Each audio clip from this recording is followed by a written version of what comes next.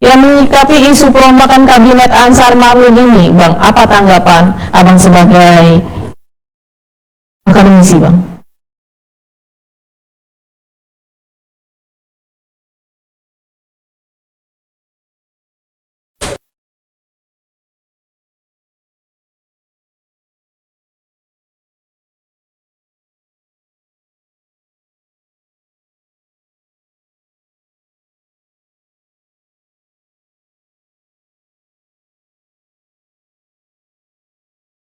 Masa periode gubernur sampai 2024, maka dia punya waktu 3 tahun untuk mewujudkan visi misinya yang dia janjikan ketika melaksanakan kampanye 2020. Jadi pedoman pembangunan ke depan harus mengacu kepada RPJMD yang sudah baru beberapa hari yang diketok oleh DPRD itu. Maka isu perombakan yang sedang dibahas hari ini adalah ditambah dengan ini, disetujuinya penambahan OPD baru di Provinsi Kepulauan Riau. Jadi memang gubernur akan memilih atau mencari sosok orang yang bisa mengisi kekosongan saya kira ada 6 jabatan yang akan diisi oleh pegawai di Provinsi Kepulauan Riau. Tentu 6 orang ini akan melalui tahapan open recruitment, ya, rekrutmen terbuka yang akan diikuti oleh siapapun yang memenuhi syarat. Tentu yang kita harapkan mereka yang memiliki kompetensi, memiliki integritas yang baik sehingga dapat bekerja dengan maksimal membantu kepala daerah. Nah, yang menjadi persoalan apakah orang-orang wakil gubernur dan gubernur itu bisa berkomunikasi atau tidak keduanya. Harusnya gubernur dan wakil gubernur kompak dalam hal memilih siapa nantinya yang akan ditetapkan oleh keduanya untuk mengisi kekosongan jabatan itu. Ya, menurut Bang Robi ini kenapa ada perombakan dari Gubernur Kepulauan Riau ini? Apakah tidak sesuai dengan visi misi? OPD tersebut tidak sesuai dengan visi misi yang diemban oleh Ansar Marlin?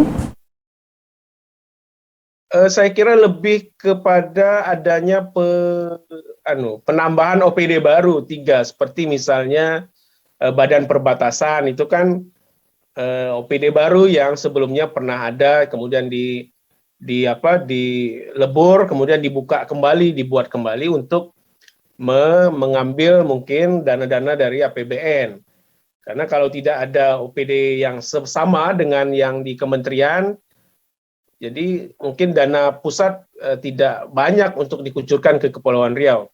Ini contoh ya, maka Badan Perbatasan ini sangat penting untuk mengurus daerah-daerah perbatasan di Kepulauan Riau. Maka memerlukan sosok baru, bisa promosi atau bisa pergeseran dari kepala OPD yang ada sekarang di Provinsi Kepulauan Riau. Saya kira Pak Gubernur Ansar Ahmad akan melihat tentunya orang-orang yang bisa dia percaya untuk memimpin 6 OPD itu. Nah, kita harapkan wakil gubernurnya juga dimintai pendapat sehingga mereka tidak hanya berpura-pura kompak, ya, tapi memang kompak secara kemanusiaan lah, secara hubungan humanis keduanya. Tidak ada yang ditutupi seperti itu. Ya, seperti apa pandangan Abang ini agar para OPD yang mengisi kabinet baru Ansar Marlin ini berbeda dengan kabinet gubernur sebelumnya, Bang? Nah, saya kira tidak banyak perubahan yang mendasar lah, karena misalnya di Biro Humas itu dan protokoler kan sudah ada Hasan. Jadi kalau nanti dibuka pasti kemungkinan besar ya tetap PLT sekarang yang kemungkinan besar menduduki jabatan itu. Padahal memang sebelumnya kan jabatan ini sudah dilakukan open recruitment atau open bidding seperti itu. Tetapi tidak dilantik oleh gubernur. Sehingga gubernur yang baru terpilih, Ansar Ahmad, membuka kembali jabatan itu untuk didefinitifkan. Ini kan menjadi persoalan hasil yang sebelumnya ada terpilih 3 nama tidak dilantik, kemudian gubernur yang baru membuka lagi jabatan yang sama. Ini kan namanya pekerjaan sia-sia untuk jabatan di posisi kepala biro humas itu. Sedangkan di jabatan lainnya memang itu ada 3 yang baru. Badan Diklat ya, yang pecahan dari dulu Badan BKD, sekarang dia menjadi badan khusus. Maka saya kira posisi-posisi di Badan Diklat ini adalah orang yang benar-benar dia mafhum atau paham di bidang diklat kepegawaian itu. Ya pasti orang-orangnya tidak jauh dari Badan BKD yang bekerja di BKD sebelumnya. Jadi saya kira tahapan proses open bidding itu harus memang dicari sosok figur yang tadi yang berkompeten dan paham di bidangnya sehingga dia tahu kerja ke depan untuk mewujudkan visi misi gubernur dan wakil gubernur. Ya. OPD yang diharapkan oleh Ansar Marlin ini seharusnya seperti apa ini, Bang? Kalau saya melihat dengan kondisi sekarang, sebenarnya yang penting itu adalah OPD penghasil ya di Dinas Pendapatan Daerah sebenarnya. Dinas yang mengumpulkan pajak-pajak itu yang perlu dipertajam kinerjanya, lebih kepada bagaimana mencari harapan baru dari sektor-sektor pajak dan retribusi. Karena kan target untuk pembangunan itu tergantung dari besaran sumber pendapatan yang kita peroleh dari daerah. Jangan hanya mencari kita tidak terkesan apa. Kalau hanya mengandalkan dana APBN, dana transfer, itu terkesan kita tidak terlalu mandiri. Harusnya memang pajak PAD kita dari pajak itu kan tinggi, 1 triliun lebih. Maka dinas ini yang harusnya dioptimalkan. Kemudian dinas pendidikan yang mengelola anggaran yang cukup besar ya, 20% dari APBD, kemudian dinas kesehatan, kemudian badan perencanaan badan Bapeda, badan diklat itu, ini harus diperkuat oleh orang-orang yang betul-betul memiliki kompetensi. Karena kan 4 badan ini, 4 OPD ini masih orang yang dipilih gubernur yang lama. Apakah nanti sesuai dengan selera gubernur yang baru? Ya, maka sebenarnya 6 bulan ini sudah bisa dilakukan evaluasi. Tetapi apakah gubernur akan memilih orang baru, kita nggak tahu, kita tergantung dari kebijakan kepala daerah. Saya kira 6 posisi ini harus memang betul-betul orang yang memahami kinerja untuk mencapai visi misi gubernur itu. Karena di 4 bidang ini yang harus dijaga betul-betul oleh gubernur untuk mewujudkan visi misinya. Ya, berarti OPJ yang ditempatkan sekarang tidak sesuai dengan Gubernur Ansar Ahmad, Bang?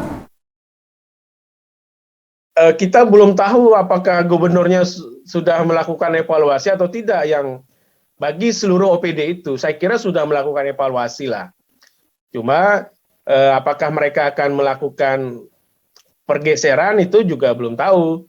Yang jelas yang sekarang akan diisi itu adalah 6 OPD yang akan di open rekrutmen terbuka. Kalau yang lain kan masih mungkin Pak Gubernur masih memberikan kepercayaan kepada pejabat yang lama untuk terus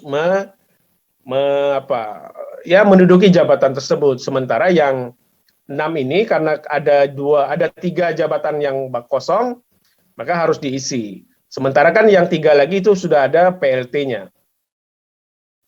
Ya, berarti pejabat yang ditempatkan di OPD teknis ini seharusnya seperti apa ini, Bang? Agar dia mampu menyesuaikan dengan kondisi iklim ekonomi perpolitikan serta budaya masyarakat Kepulauan Riau saat ini, Bang. Ya, jadi memang kalau OPD yang teknis, misalnya Kepala Dinas Kesehatan, ya tentu dia memang memahami soal bidang kesehatan. Kemudian di Dinas PU ya dia paham tentang manajemen proyek dan lain-lain sebagainya. Kemudian Badan Perencanaan Pembangunan, yaitu adalah orang-orang yang paham betul mekanisme tentang perencanaan pembangunan daerah. Maka dinas-dinas ini adalah dinas-dinas kunci dalam pemerintahan daerah. Jadi harus ditempati oleh figur-figur yang betul-betul ahli di bidangnya. Jadi bukan hanya berdasarkan karena dekat dengan kepala daerah, tetapi dia harus betul-betul memiliki skill, ahli, kemudian banyak jaringan, lalu memiliki integritas yang kuat untuk mewujudkan visi misi kepala daerah. Ya mereka juga selain ahli juga harus loyal tentunya kepada kepala daerah. Ya. Ini agar OPD mampu sejalan dengan Ansar Marmin, haruskah hak kolektif tersebut sepenuhnya ditentukan oleh gubernur atau melalui rembukan bersama antara gubernur dan wakil gubernur? Kalau saya melihat lebih cenderung dalam memilih, ini kan kalau di pusat seperti memilih menteri ya. Kalau di daerah ya memilih OPD, kepala OPD. Maka sebaiknya gubernur dan wakil gubernur ya duduk bersama untuk menentukan siapa orang-orang yang akan membantu mereka mewujudkan visi misi dan janji politik itu. Karena kalau misalnya janji politik yang tidak ditempati oleh gubernur dan wakil gubernur, maka di 2024 ini akan menjadi batu ganjalan saya kira bagi masyarakat untuk memilih kembali seperti itu. Karena yang berjanji itu adalah mereka, calon gubernur. Mereka meminta dukungan kepada masyarakat. Kemudian masyarakat memberikan dukungannya kepada calon yang mereka pilih. Lalu apa harapan masyarakat? Harapan masyarakat adalah calon gubernur dan wakil gubernur bisa merealisasikan janji yang mereka sebutkan kepada masyarakat. Nah, apakah janji itu akan terlaksana atau tidak? Maka masyarakat berhak menuntut janji itu kepada pemimpinnya. Karena mereka sudah berjanji harus ditepati. Dan ini yang menjadi catatan penting. Ketika kepala daerah harus berjanji, maka dia sebenarnya harus menyesuaikan dengan kemampuan keuangan daerah. Ketika keuangan daerah tidak mampu, dia harus menjelaskan juga kepada publik. Misalnya janji kampanye Ansar Ahmad apa? Itu kan memberikan misalnya bantuan sepeda motor kepada RT RW. Ini kan salah satu bentuk janji kampanye yang harus ditepati. Kemudian meningkatkan pertumbuhan ekonomi, kemudian membuka lapangan pekerjaan, memberikan beasiswa kepada anak-anak Kepri yang akan melanjutkan sekolah di perguruan tinggi, baik S1 maupun S2 ya. Maka ini janji politik yang harus diwujudkan kepala daerah ketika dia berkampanye di 2020 kemarin. Maka harusnya pemimpin-pemimpin OPD itu harus membaca visi misinya, kemudian melihat RPJMD-nya, lalu membuat program kerja, renja namanya, untuk mengeksekusi kebijakan-kebijakan kepala daerah seperti itu. Ya. Ini lalu kenapa ada isu beberapa kali muncul isu retaknya hubungan Ansar Ahmad dengan Marlin, yang isunya juga disebabkan karena perombakan ditentukan oleh sepihak oleh Ansar Ahmad, Bang? Nah, ini seharusnya tidak boleh keluar di mata publik, karena kalau itu sudah keluar, ini akan mengurangi kepercayaan publik kepada pemimpinnya. Ya, harusnya itu diselesaikanlah berdua ya, antara gubernur dan wakil gubernur. Dan ini adalah momen, saya kira, momen penting untuk rekonsiliasi keduanya. Karena kita melihat foto-foto yang ditampilkan oleh pegawai-pegawai yang membantu Gubernur Ansar, misalnya mereka menerima ketua DPD PDIP ya di ruangan kantor gubernur, menunjukkan betapa mesranya kedua pemimpin itu. Maka saya kira dalam momen pelantikan nanti pemilihan pejabat itu, ya jangan menonjolkan ego masing-masing. Jadi gubernur juga harus minta pendapat kepada wakil gubernur. Bukan hanya misalnya seperti gubernur memandang wakil gubernur hanya misalnya menggantikan posisi gubernur di acara-acara tertentu, kemudian mendisposisikan surat seperti itu. saya kira lebih memilih menempatkan diri yang sewajarnya. Ketika Bu Marlin sebagai wakil gubernur, ya maka harus dilibatkan dalam misalnya kebijakan-kebijakan strategis, dimintain pendapatnya. Karena mereka adalah paket kepala daerah yang sudah berkomitmen untuk memajukan masyarakat Kepulauan Riau atau mencerdaskan kehidupan masyarakat Kepulauan Riau. Jadi selama 3 tahun ke depan, satu paket pemimpin ini harus betul-betul ya kompak, tidak usah kelihatan tidak harmonis seperti itu. Ya. Terakhir ini Bang, harapan terhadap OPD yang mengisi kabinet baru Ansar Ahmad, Bang. Ya, harapan kita sebagai rakyat Kepulauan Riau, masyarakat Kepulauan Riau, memang gubernur betul-betul memilih orang yang berkompeten, yang ahli di bidangnya, yang bisa bekerja, yang bisa memiliki jaringan yang bagus di pusat, ya, sehingga mereka bekerja dapat lebih maksimal membantu gubernur dalam mewujudkan visi misi gubernur sampai 2023. Kalau dia memilih berdasarkan hanya kedekatan tetapi tidak memiliki skill yang memadai, maka itu akan memunculkan kecemburuan antara pegawai di Provinsi Kepulauan Riau. Apalagi yang dibawa adalah misalnya orang-orang luar dari kabupaten misalnya, padahal jabatan itu bisa dipercaya kepada pegawai yang sudah lama mengabdi di Provinsi Kepulauan Riau. Jadi hal-hal seperti ini bisa dikurangi lah tingkat konflik di dalam sistem birokrasi pemerintah Kepulauan Riau.